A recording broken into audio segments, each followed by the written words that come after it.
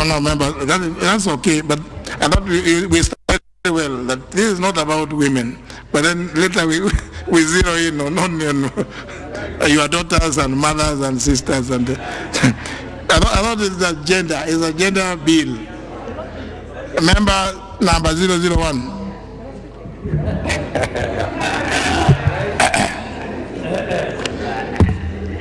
Thank you very much, Honorable Speaker.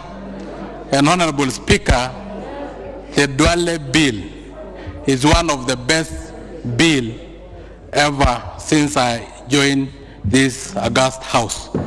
Honorable Speaker, but I have some little reservation. Honorable Speaker, because Honorable Speaker,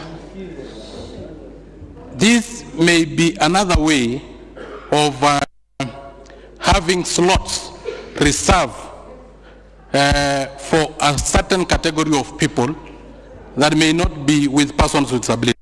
Honorable Speaker, if these gender top-up slots will be for our daughters, our sisters, our wives, and our mothers, then I do support 100%.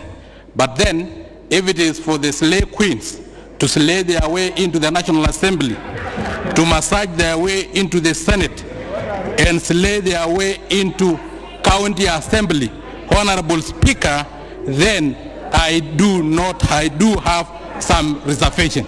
Honorable Speaker, what I expected, Honorable Speaker, was a mosaic representation of women, and that representation should have a representation of persons with disabilities, should have a representation of women who are youth, should have the member will be heard in silence. Honorable Speaker, protect me. Protect me. Proceed. Honorable Speaker, if there was 30% slot reserved for disabilities, 30% slot reserved for women who are youth, 30% slots reserved for women from rural areas, so that the remaining 10% then we can leave for those that I have mentioned earlier, Honorable Speaker, then Honorable Speaker, I will have supported this bill. Honorable Speaker, we need also to empower our women to be able, because at the end of the day, Honorable Speaker, women are more than men in this country. We should also empower our women to recognize the power of a woman, so that they will be electing more women into the County Assembly, Honorable Speaker. So we have a way of empowering them, Honorable Speaker. And Honorable Speaker, protect me from Honorable Speaker. You will notice that I have ignored all of you. You know, this is not the way to lead. Let the member say what he has to say. You all have your time to say. Proceed. Honorable Speaker, I may have irritated a few members. I don't know where they belong, but Honorable Speaker, what I'm saying is that the gender top-up we should come up with legislation so that we know who will be nominated to these slots, so that, Honorable Speaker, we have a correct representation. Honorable Speaker, in the largest Democrat in this country, they have not also attained to that gender rule. They are American, for instance, and so on. So, Honorable Speaker, even us, we are crawling, and I'm sure we will achieve very soon this gender rule. And Honorable Speaker, we should also recognize that men are endangered. The boy child, we are no longer discussing about the boy child. So when we talk of this gender top-up, of course, at the moment we are thinking about women, but in future it may be for men. And that is the reason why I should support, but with reservation, that these slots should be given to the mosaic representation of women instead of a few category of women. And if I'm supporting women with disabilities, why are you irritated? If I'm supporting women who are from rural areas, why are you irritated? If I'm supporting women who are youth, why are you irritated? Thank you very much, Honorable Speaker. And this bill is very nice, Honorable Speaker, and I support with reservation. Member for Matungulu. Thank you, Mr. Speaker, for giving me this chance. On the outset, Mr. Speaker, I want to state very clearly, we don't have any reservation as men when we are supporting our sisters, our brothers, and everybody. On the onset, Mr. Speaker, we can't put any better than President Obama. He said, and I quote him, "It's unwise to have half of your team not playing." Mr. Speaker, we must be a full team in this country to play this game, to make sure that Kenya develops and develops for all of us, not for only particular gender in this country. Mr. Speaker, when we are talking about equality in this country, we are not even speaking about our own sisters alone. Mr. Speaker, I can say, and I can be a prophet of doom, that if members of male society in this house, we don't support this, in the next 15, 20 years to come, will be the people subjected to such kind of a bill. Mr. Speaker, we need to leave a legacy, Mr. Speaker. And it's the high time we handle this without emotions and without any putting ourselves to a situation whereby, Mr. Speaker, the Kenyan people are looking at us as selfish. Mr. Speaker, I've been elected to this house to make legislation. Mr. Speaker, the process which you have begun, it is not for only this parliament, but for the future of this country, the future of the kids who are being born today, the future of the nation, to show the nation where we are going, Mr. Speaker.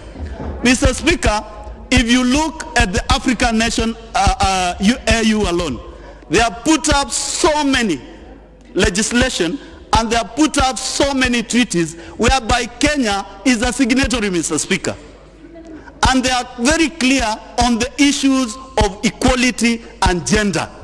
When we talk about equality and gender, we need to put it very clearly. It does not belong to our sisters. It also belongs to men, Mr. Speaker.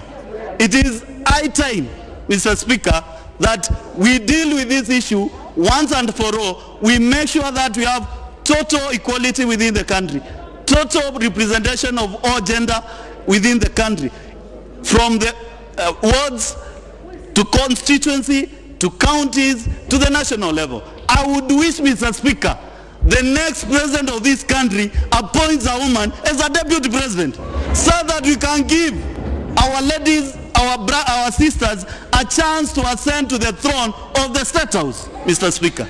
But if we are trying to imagine that if we bring more sisters to this house, we are going to lose... Honorable Mule, why don't you wish that the next president be a woman? Why do you only wish that there will be a running mate? Proceed anyway, proceed. Mr. Speaker, you know you are my teacher. I stand guided, and I wish all the men, including my party leader, Kalonzo, to step down for a woman for that sake, Mr. Speaker. Mr. Speaker, we need to be very clear. Our party has spoken, the church has spoken, and it has members of parliament to make the legacy. Mr. Speaker, we cannot be in this house for free. We must give very clear direction of the kind of a nation we want to work with. Mr. Speaker, if you allow me to quote Pope Francis, he said this: women are an important voice in today's society. Sometimes we are too machistas and we don't make room for women. Women are able to see things different from men, and we ask questions that men don't get.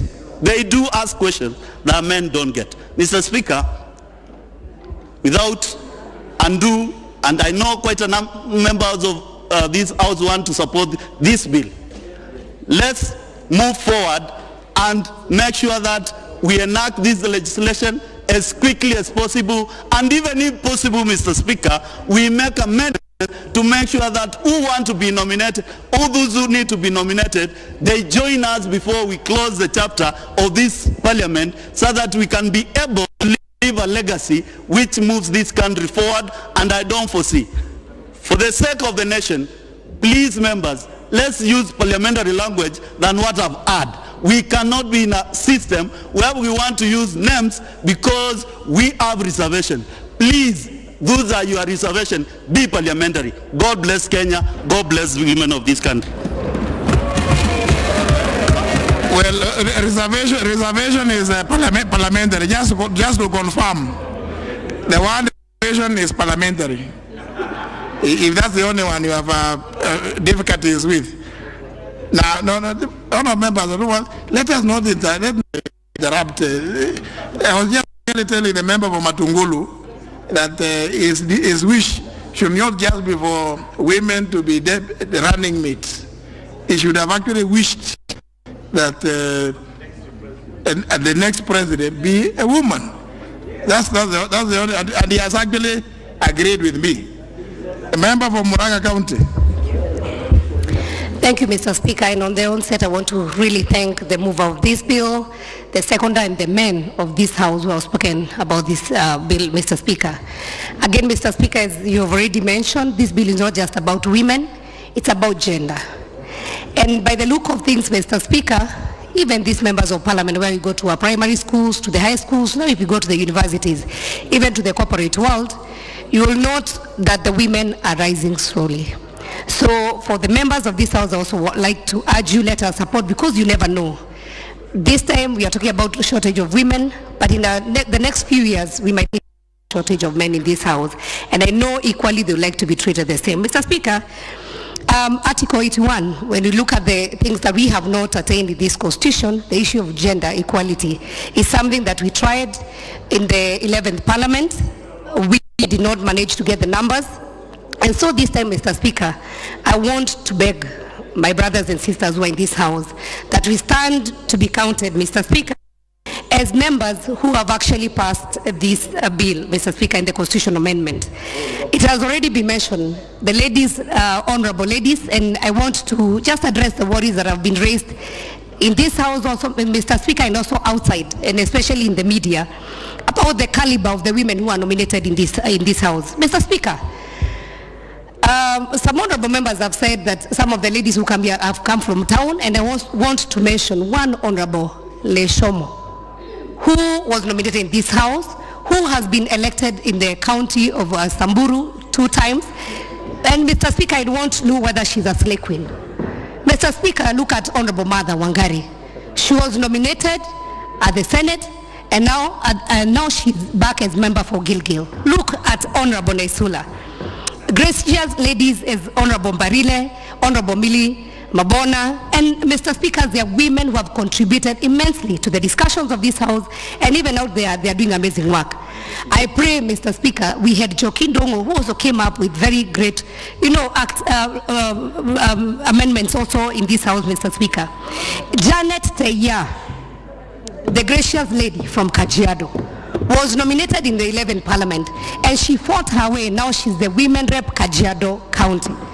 So, Mr. Speaker, when I hear members talking about slay queens, I would like to ask nominee number 001, now that he's a nominated member, can he tell this House whether he's a slay king? And which favors did he give to his political party to nominate him? I have Honorable Shamala. I don't see any characteristic if we go to who are slaking is, or the Honorable Shamala is not a slaking. She's a woman who is doing great work with in her committee, Honorable Speaker, and you can tell great progress we have seen in delegated legislation committee on the work they are doing. We have women who are honorable in this nation. Honorable Speaker, we have Article 27 that gives the powers to this House to legislate. And I want to tell the men in this House, kindly relax. We are going to follow up with an act of parliament where the issue of who is going to be nominated, not only for the position of women, the persons with disability, even the people who are given nomination by the political parties, the youth, MCAs, we need to know, Mr. Speaker. And I would like strongly to recommend that, Mr. Speaker, we look at the women who go out there, who go and try to look for votes, and we look at the ones who get the highest percentage of the numbers, even if they don't make it to either the county assembly, the Senate, or the National Assembly. Then that criteria we can determine to get women. And so the worries of the girlfriends, second wives, slay queens, or slay kings being coming to this house, or even to the county assembly or to the Senate, it's a matter that we can rest because we can legislate in this house. And so I beg members who are here today, I'm very happy to see we are in numbers. And even the ones who are out there who are afraid to express themselves, Mr. Speaker, who also go out and depend on the women. 52 voters are women, the ones who are most committed. And as I said, it's not just about women. How we legislate on how to get the person with disability, the youth, and either gender, depending on how it's going to happen. And this bill, Mr. Speaker, the amendment is going to be effective 2022. It has a tenure of 20 years, and I'm very sure. Last parliament, we had 16 women. This parliament, we had 24. We lost one. I am very sure 2022, we can even get to 50. And the issue of nomination might not even happen. So, Mr. Speaker, I beg the members of this house, let us stand up to be counted as the house that passed the amendment on gender, on this gender law in this nation. And I beg to support, Mr. Speaker. Member for Nambale. Thank you, Mr. Speaker.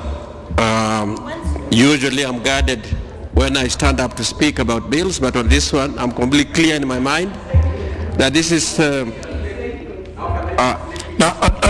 sorry. Member, nominee 001. You see, the Honorable Sakwa Bunyasi, don't worry, your time will not be lost. Thank you. There has been some suggestion on our members.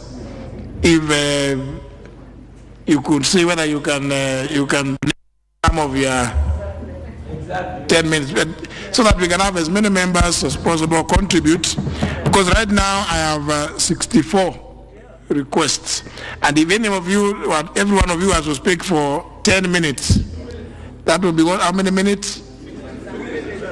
640 minutes, is it? Or thereabouts. So you can see the difficulty that I'm in. But that's not to say, I'm not in any way trying to say that the member for Nambale's time is not the usual 10 minutes. Honorable Sakwa Bunyasi, proceed. Thank you, Mr. Speaker, sir.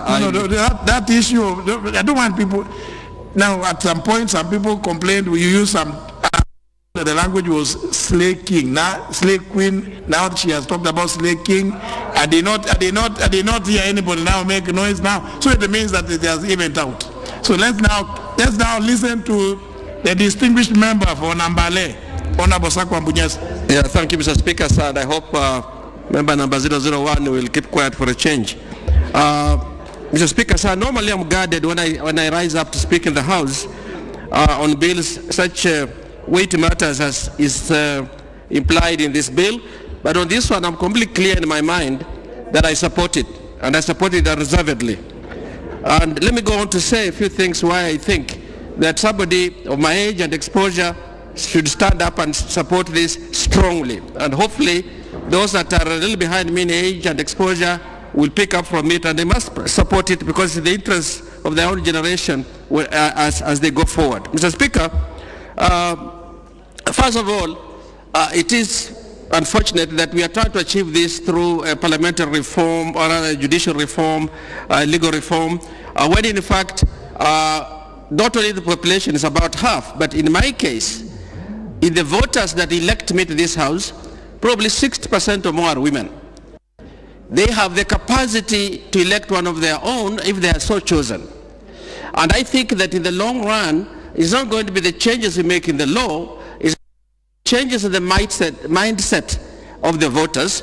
And if the mindset of the voters, who are predominantly women, were to change, we will achieve this, and we will soon, irrespective of the opposite gender to the one we are discussing now, we will soon be crying foul because the women have had a lock on the electoral seats around the country. So I would think that in fact part of the public participation ought to have been, although there isn't time to do that, but part of the re-education as we go forward must be to tell the women that they need to have the confidence to elect whoever they feel competent, including one of their own gender. And if we did that, this would be completely unnecessary, and I do hope that will happen. The Speaker, sir, not just apart from the fact, quite apart from the fact that issues of capacity, competence are not restricted by gender.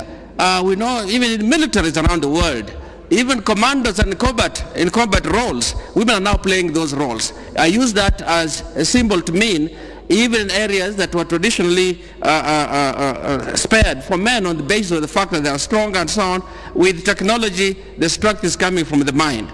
And women are playing all these roles. I do hope that the churches, such as those of mine, that do not allow women to be ordained, will also allow women to be ordained. So in all spheres of life, we have got women. But women do play a big role, even outside of parliament, even in electoral and leadership roles. But we want them to see the entire spectrum, that in fact they can play, as they do now, they play a role in our families, in my own family, in my own community. I can say without any sense of contradiction that it is the women that is the glue. It's the women that provides the energy that drives our communities. And unfortunately, in respect of parliamentary and other electoral positions, you don't get their numbers as many. And that's why I feel that there is an attitude, there's a problem that probably as we go forward, we will be able to take care of it. Mr. Speaker, sir, this change would provide a structural change in our society. Structural change in the sense that the composition of institutions would change. The functioning of institutions, that's not a structural change now. That's a social transformation. The functioning of the institutions that we should have changed structurally will change. People will see possibilities that didn't seem to exist before.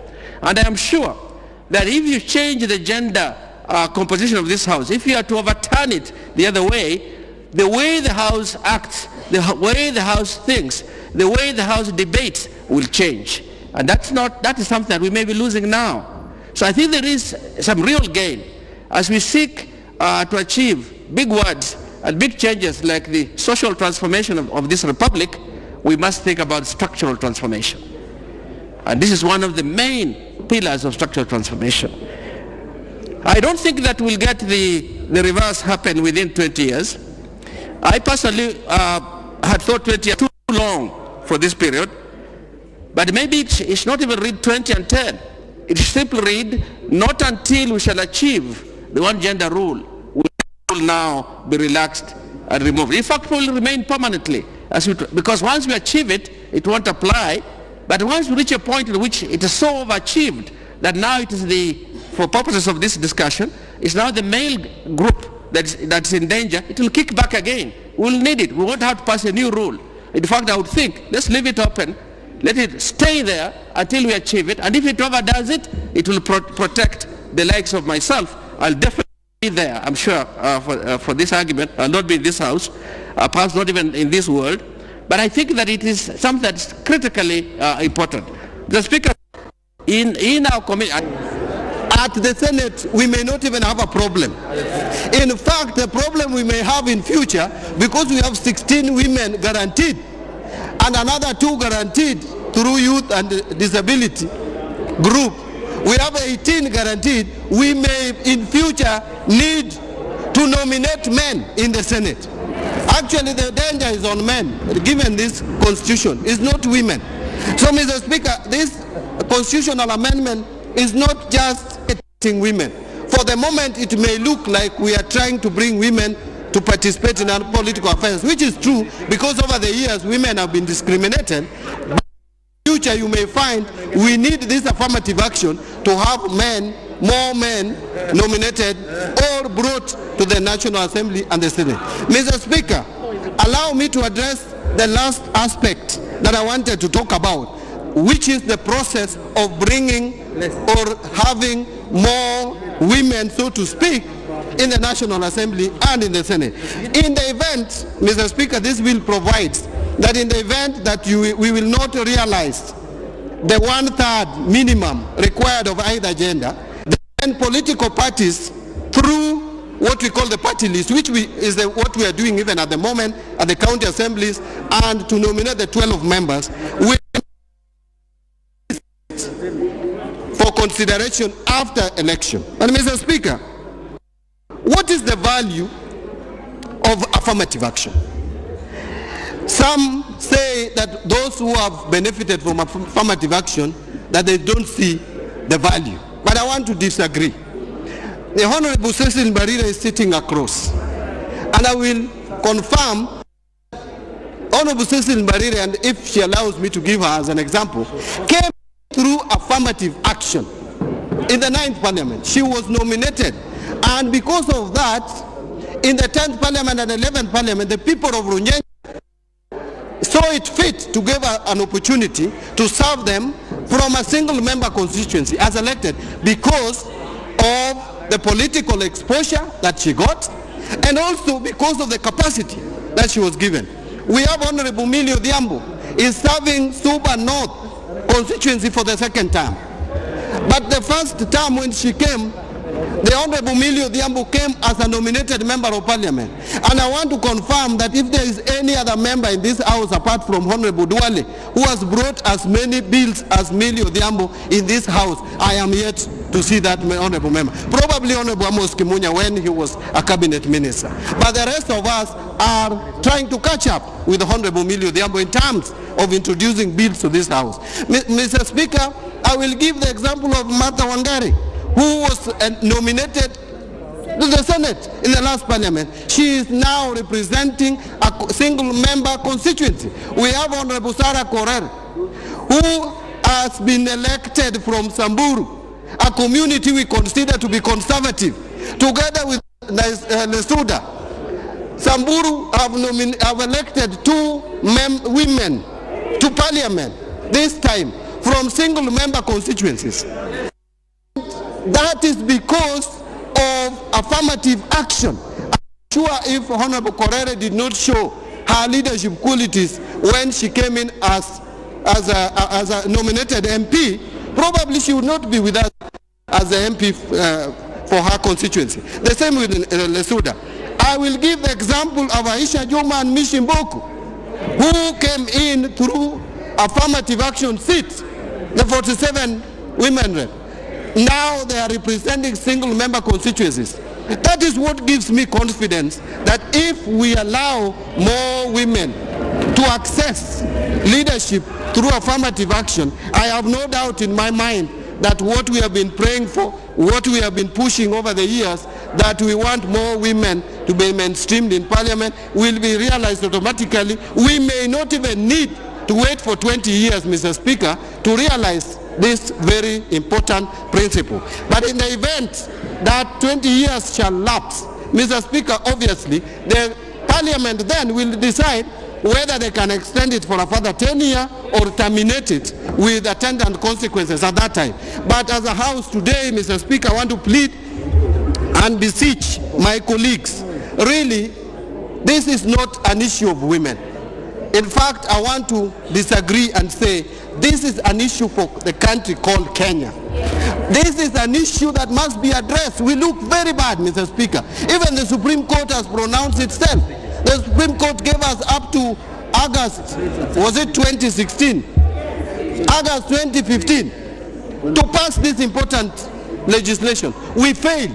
Mr. Speaker, I would hate to see a situation where we are fighting some Okio Mtata in court that this House is unconstitutional, that we have been defeated as a country, as members of Parliament. I don't want to go on record as having sat in a Parliament that was found wanting in terms of passing legislation that would have mainstreamed the 2/3 gender rule in the Constitution. Something we were aware of, something we campaigned. And by the way, Mr. Speaker, as I conclude, if you look at Article 81, it's really shocking that all the provisions of Article 81 have been implemented except the 2/3 gender rule.